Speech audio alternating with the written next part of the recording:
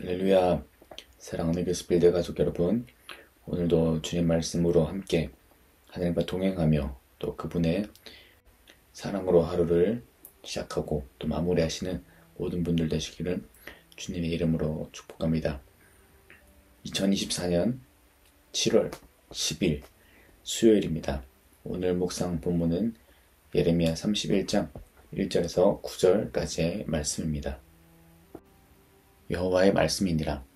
그때 내가 이스라엘 모든 종족의 하나님이 되고 그들은 내 백성이 되리라. 여호와께서 이같이 말씀하시니라. 칼에서 벗어난 백성이 광야에서 은혜를 입었나니 곧 내가 이스라엘로 안식을 얻게 하러 갈 때에라. 옛적에 여호와께서 나에게 나타나사 내가 영원한 사랑으로 너를 사랑하기에 인자함으로 너를 이끌었다 하였노라. 처녀 이스라엘아, 내가 다시 너를 세우리니 내가 세움을 입을 것이요 내가 다시 소고를 들고 즐거워하는 자들과 함께 춤추며 나오리라. 내가 다시 사마리아 산들에 포도나무들을 심되 심는 자가 그 열매를 따기 시작하리라. 에브라임 산 위에서 파수꾼이 외치는 날이 있을 것이라. 이르기를 너희는 일어나라. 우리가 시온에 올라가서 우리 하나님 여호와께로 나아가자 하리라. 여호와께서 이와 같이 말씀하시니라. 너희는 여러 민족의 앞에 서서 야곱을 위하여 기뻐 외치라. 너희는 전파하며 찬양하며 말하라. 여호와여, 주의 백성 이스라엘의 남은 자를 구원하소서 하라. 보라, 나는 그들을 북쪽 땅에서 인도하며 땅 끝에서부터 모으리라. 그들 중에는 맹인과 다리 저는 사람과 잉태한 여인과 해산한 여인이 함께 있으며 큰 무리를 이루어 이곳으로 돌아오리라. 그들이 울며 돌아오리니 나의 인도함을 받고 간구할 때에 내가 그들을 넘어지지 아니하고 물 있는 계곡의 곧은 길로 가게 하리라. 나는 이스라엘의 아버지요 에브라임은 나의 장자니라. 아멘. 오늘은 이스라엘을 향한 예레미야 선지자를 통한 하나님의 말씀을 기록하고 있습니다. 이스라엘을 다시 세우고 지키신다는 하나님의 그런 약속의 말씀이 오늘 본문 말씀의 주제라고 할 수 있겠습니다. 오늘 본문 1절에서는 이렇게 말하고 있습니다. 여호와의 말씀이니라. 그때 내가 이스라엘 모든 종족의 하나님이 되고 그들은 내 백성이 되리라 라고 말합니다. 여기서 그때라는 표현은 미래의 어떤 시기를 말하는 것이라고 할 수 있겠습니다. 오늘 본문의 경우에는 구원의 때를 가리킨다고 볼 수 있는 것이죠. 그리고 이 구원의 때, 미래에 있을 구원의 때는 이스라엘의 연합을 포함하는 것입니다. 통일된 왕국을 설명하는 것이죠. 왜냐하면 지금 분열된 왕국, 북이스라엘과 남유다로 분열된 이 왕국은 결코 하나님께서 원하셨던 그림이 아니었기 때문입니다. 그러므로 여기서 그들을 다시 회복시킬 것이다 라고 하는 것은 이스라엘의 연합을 포함하는 것으로 우리가 이해를 할 수 있겠습니다. 이후에 내가 이스라엘 모든 종족의 하나님이 되고 그들은 내 백성이 되리라. 나는 그들의 하나님이 되고 그들은 나의 백성이 될 것이다 라는 이 문구는 하나님께서 언약을 말씀하실 때 자주 나타나는 그런 문장입니다. 새 언약의 선포를 예견하는 것입니다. 이스라엘이 은혜를 받은 장소로서의 광야에 대한 이런 말씀들은 출애굽을 생각나게 하지만 여기서는 포로 생활에 적용되는 것이라고 할 수 있겠습니다. 왜냐하면 2절에서 광야에 대한 언급이 나오기 때문입니다. 여호와께서 이같이 말씀하시니라. 칼에서 벗어난 백성이 광야에서 은혜를 입었나니 곧 내가 이스라엘로 안식을 얻게 하러 갈 때라. 3절입니다. 옛적에 여호와께서 나에게 나타나사 내가 영원한 사랑으로 너를 사랑하기에 인자함으로 너를 이끌었다 하였노라. 이스라엘은 포로로 잡혀간 땅에서 평강과 안식을 발견하지 못할 것입니다. 그래서 하느님께서는 그들을 구원하실 것이다 라고 약속하시는 것이지요. 어떻게 구원하시는 것입니까? 이때 출애굽 사건을 언급하고 계십니다. 3절에서 그렇게 말씀하시죠. 옛적에 여호와께서 나에게 나타나사 내가 영원한 사랑으로 너를 사랑하기에 인자함으로 너를 이끌었다 하였노라. 옛적에 너를 이끌었다 라고 하는 것은 출애굽을 의미하는 것입니다. 그 광야에서 너를 이끌어내었다. 그렇기 때문에 다시 한번 내가 너희를 구원할 것이다 라고 말씀하시는 것입니다. 그리고 여기서 언급된 광야라는 이 단어, 이 모토는 다시 한 번 더 포로기에 있는 이스라엘 상황을 설명해주는 단어로 그런 이중적인 의미로 사용되고 있습니다.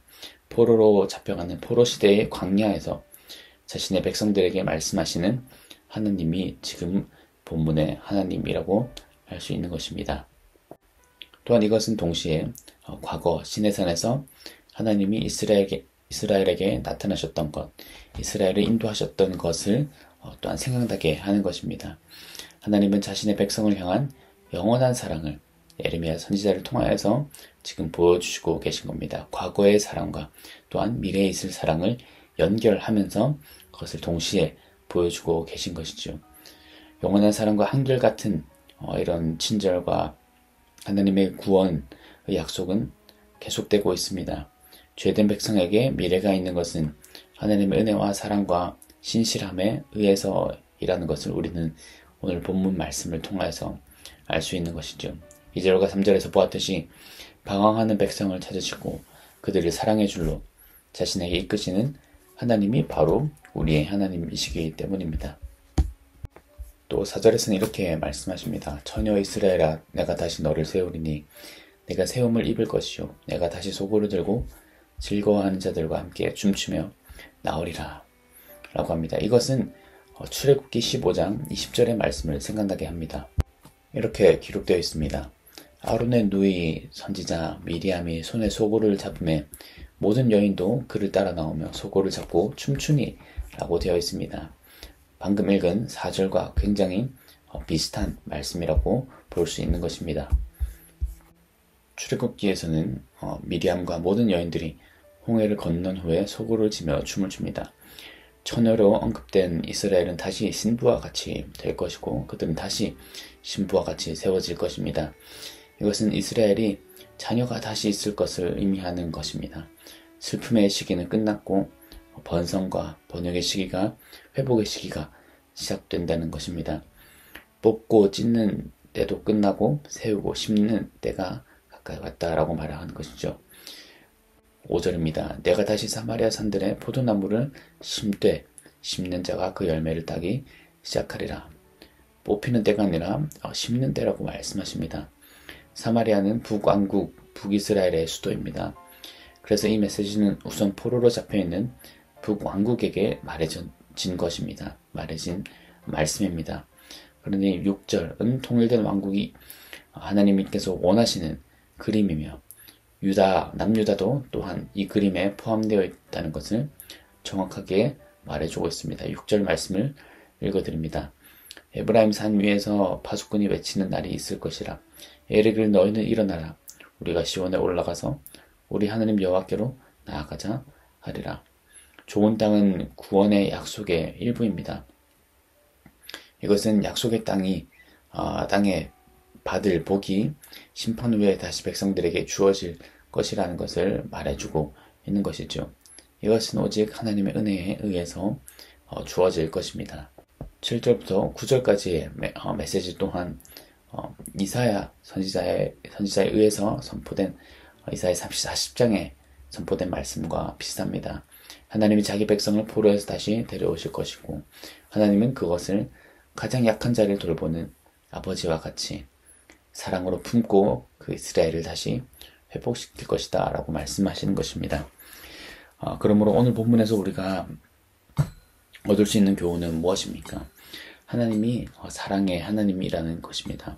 그런데 하나님은 지금 이스라엘에게 말하는 그런 구원의 약속을 어떻게 주고 계십니까?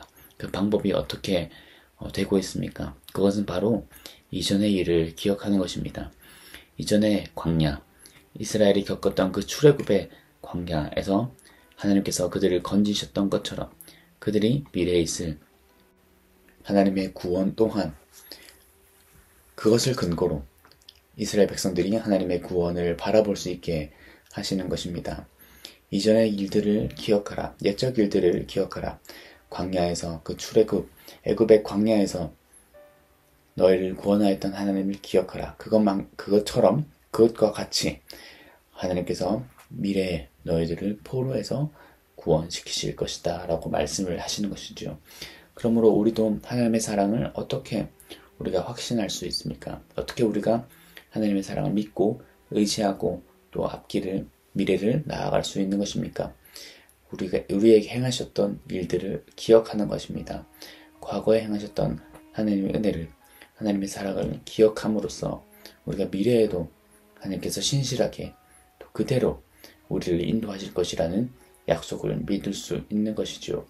그러므로 오늘 하루를 살아가시는 모든 성도님들 가운데서도 이전에 행하셨던 하나님의 은혜를 기억하시는 그런 시간들이 되시기를 바랍니다.